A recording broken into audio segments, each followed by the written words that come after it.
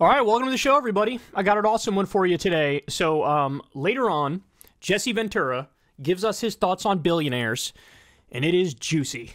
It is juicy. It's not something you hear often. It's not a take you hear people say often, but nonetheless, I think it's a based take. Also, child labor laws are being absolutely gutted everywhere you look these days, and it is not being talked about nearly enough. I mean, this is a massive, major issue, and you don't hear much in the media about it. It's like sort of it's being swept under the rug, but it's like, oh my God, how can this be ignored? I mean, the Democratic Party should be screaming about this from the rooftops, and the media should be covering this relentlessly, but unfortunately it's just more perfect union. Credit to them who are on top of this. And also, we got a whole nother Trump case that I totally forgot about. He's got so many legal issues that I forget. Like, oh, that's right, I forgot about the 17th one that's happening in Tuscaloosa, and it's like they're just compiling one on top of the other on top of the other. Okay, so let's go ahead and kick it off here. Oh, by the way, shameless plugs, of course. Everybody click the like button, click the subscribe button. We're trying to get to 2 million now because we crossed that 1 million number, so hook a brother up with a sub. We'll try to get to 2 million. Everybody click that bell icon too so you get a notification every time a video drops. Remember, you can listen to the full audio version of the show on Spotify. We post everything as a podcast, so if you don't want to go video for video on YouTube, you can do that. And it's always appreciated if you guys support the show on Patreon or you tip on YouTube. I think there's a button below me that allows you to tip, or you subscribe to Crystal Kyle and Friends. Those are various ways of supporting the show, because remember, we've never had a conversation with an advertiser, and we're very proud of that, and we're not going to change that, but we need grassroots funding to do the show. All right, love you guys. And without further ado, now let's jump into it. So, here's a new case that I had totally forgotten about regarding Donald Trump, or involving Donald Trump, I should say. Here's what Mediaite says. New ruling. Judge in rape lawsuit torches Trump, pleading for delay in blistering court order. So here's what happened. Trump recently had the arraignment with the Alvin Bragg case when it comes to the Stormy Daniels hush money payment, and there's issues involving like business fraud in the process of doing a political contribution, not reporting it as such, so that you guys know we went through the details of that case. But Trump made a big show of it. He went to the arraignment. By the way, he was given the option of being arraigned through Zoom. He declined it. So he wanted to make a big show of it. And of course, he was using the media to make his counter case and gave a speech that same night to say, witch hunt, witch hunt. Well, he said, oh, you guys have no idea how much that took out of me. And we need a cooling off period because of what a big circus this was with the last case. So can I please have a delay in this rape case? And the judge took one look at it and was like, not buying it. Shut up, old man. You love the attention. We're not delaying this another second. Now, by the way, it's a defamation case about an alleged rape. That's really what it is. Let me give you the specifics of it here. Judge Lewis Kaplan torched former President Donald Trump's pleading, requesting a delay in rape accuser E. Jean Carroll's defamation suit, citing Trump's role in the media circus around his arrest and indictment.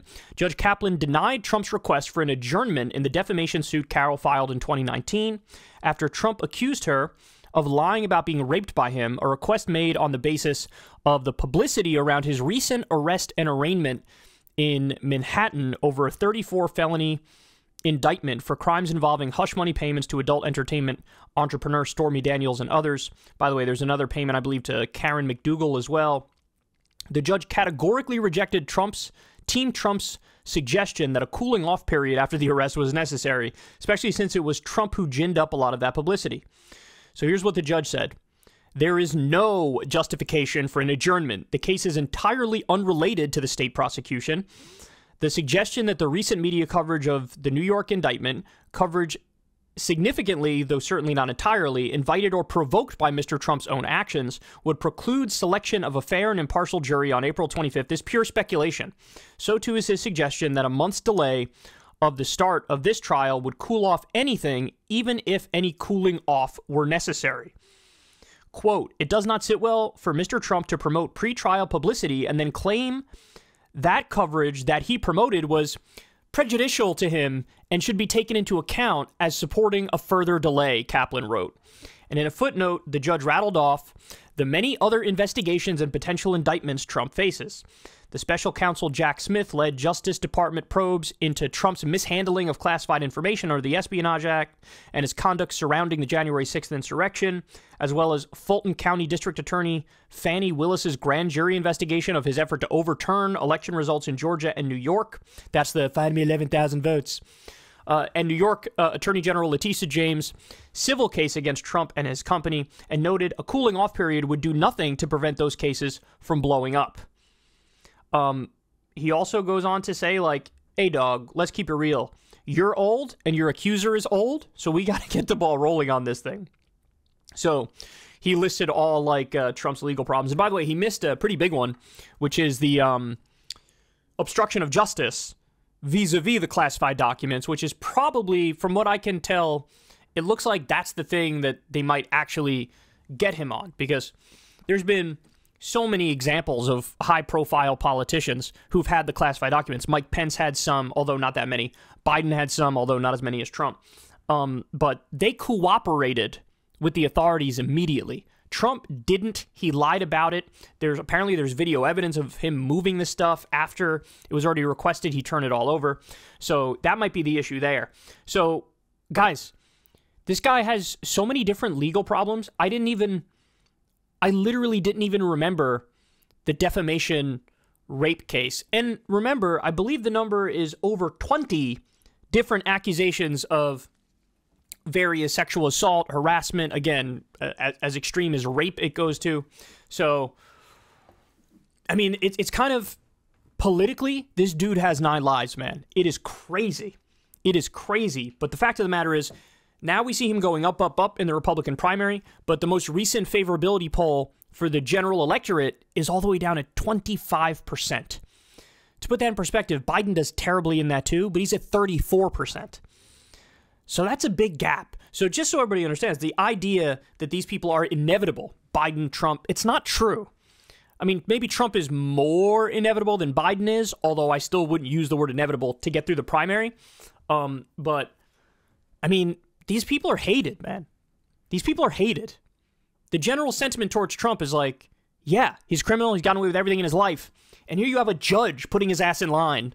Like, hey, dog, you've skated for too long. We're not postponing anything. Fact of the matter is you got 17 cases that are coming after you. And what, should we postpone all of them for your fee-fees? Because that was his argument. He's, oh, we need a cooling off period, bro. It was really extreme what just happened with Alvin Bragg. Guys, like, I don't care how you feel. Could you imagine anybody else using an argument like that? Right? Like some murderer? Sir, there was a mean article written about me in the local newspaper. I think we need a cooling off period. Let's not have that case right now. You'd be laughed out of town, and that's exactly what this judge is doing to Trump, treating him like any other person who would have a trial. So, there you have it. Donald Trump, more legal problems. By the way, again, so many problems. I don't even think, like, the people who normally like to beat up on Donald Trump, like MSNBC and CNN, I don't even know if they remember this case against him. I certainly didn't remember this case, but now this is a stark reminder that it exists. If you want to see me and Crystal Ball interview legends like Noam Chomsky, Cornel West, and more, subscribe to Crystal Kyle and Friends on Substack.